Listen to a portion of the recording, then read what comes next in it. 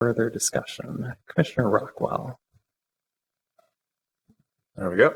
I am having trouble with this motion for the following, or with this permit for the following reason. We've got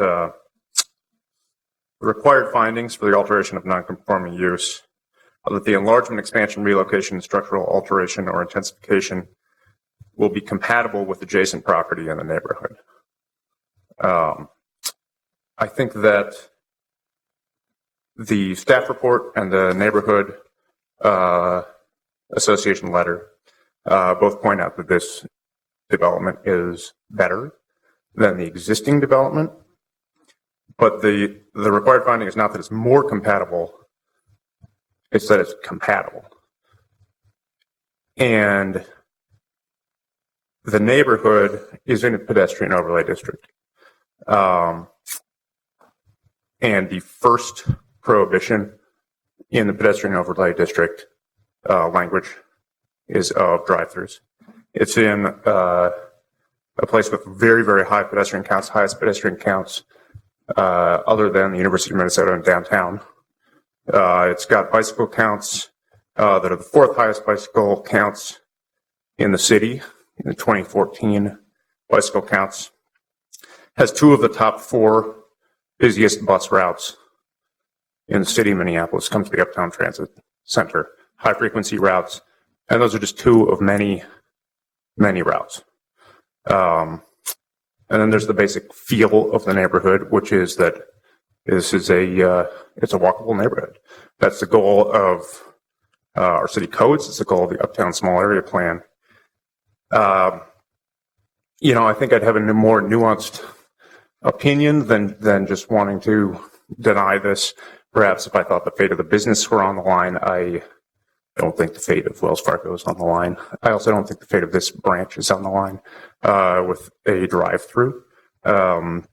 We have, as Commissioner Kronzer pointed out in an earlier hearing, we've got an Uptown bank with no drive-through down on Hennepin and 24th. It's a U.S. bank. And we've got a Wells Fargo with many, many drive-through lanes about a mile away. That's incidentally another very high transit frequency intersection right by Nicollet and Lake Street.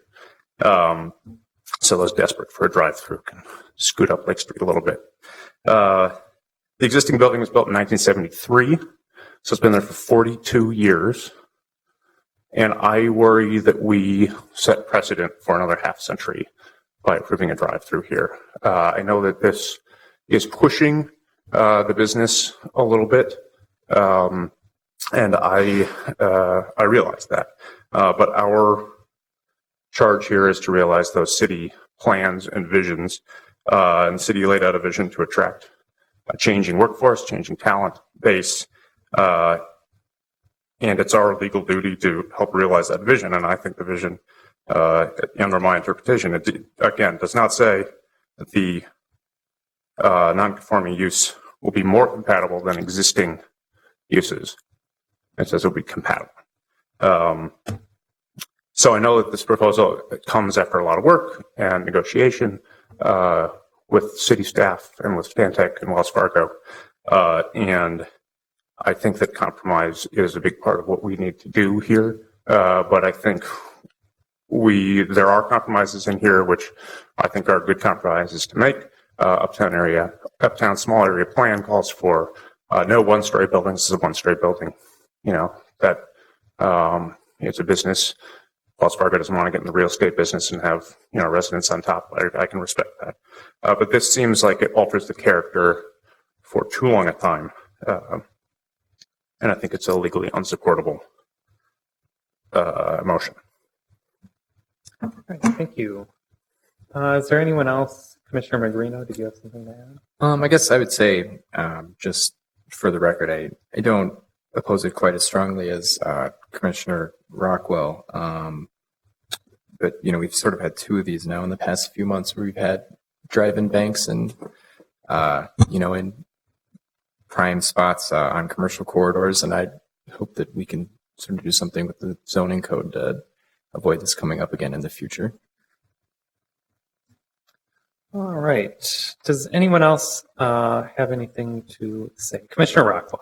I think just to respond to Commissioner Magrino, I think in this instance, in the other instance, we had a drive-through and it was not in a pedestrian overlay district. In this instance, I think the zoning code does address this. It is pedestrian overlay district. That is in the zoning code. Pedestrian overlay district explicitly states the drive-throughs are not allowed.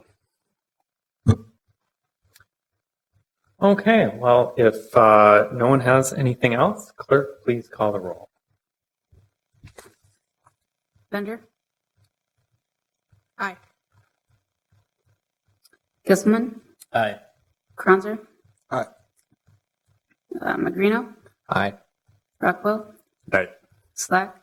Aye. So that's 6-0. That wasn't 6-0. Who said no? Commissioner nay. Rockwell voted in opposition. Thanks. Yeah.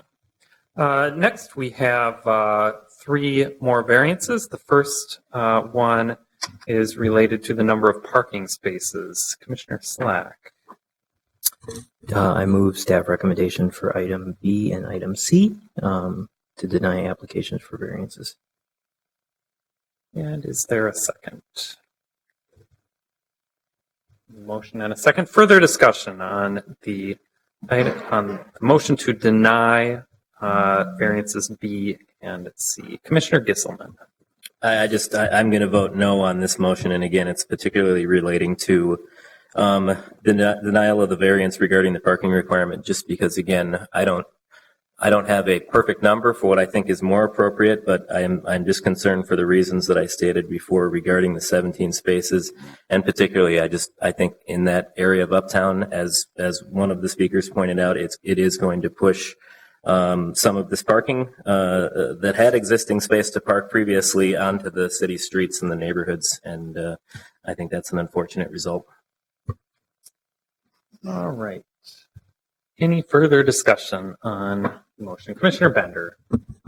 Thank you, Mr. Chair. You know, this project has gotten significantly better since it was first proposed, and I appreciate that and the time that the team has spent with our staff and all of our staff's time in the neighborhood organization. You know, I reluctantly supported this expansion of nonconforming use, frankly, because I think that there is such a better use for this site. But again, we have a proposal in front of us.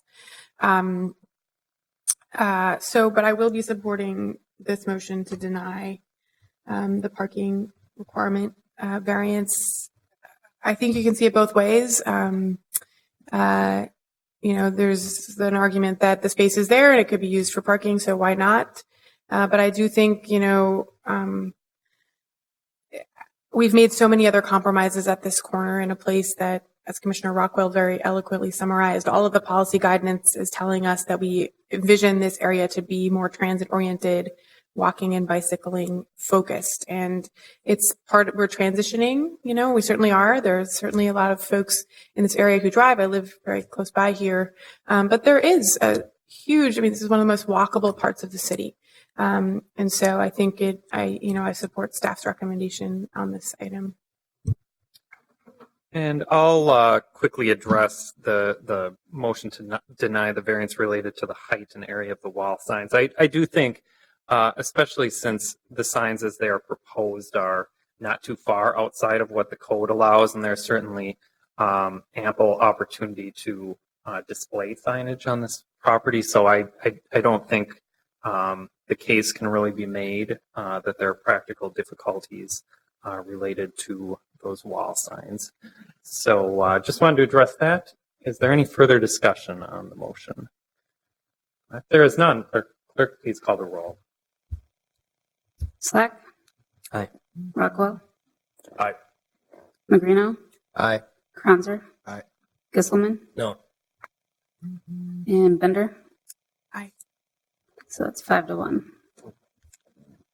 And next we have variance D related to the height, area, and number of freestanding signs.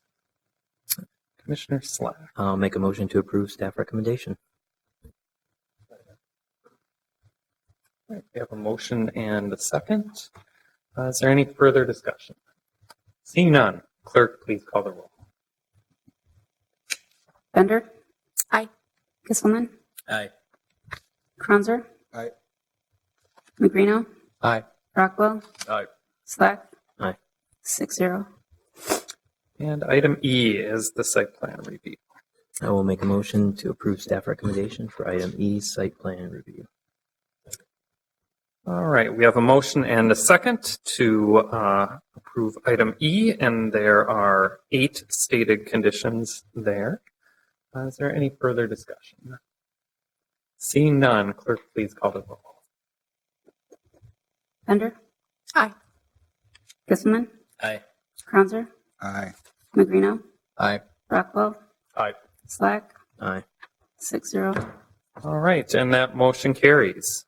That concludes our discussion on this item and concludes our meeting for today. So we are adjourned. We'll have committee of the whole this Thursday, executive committee prior to that, and our next meeting is December 7th.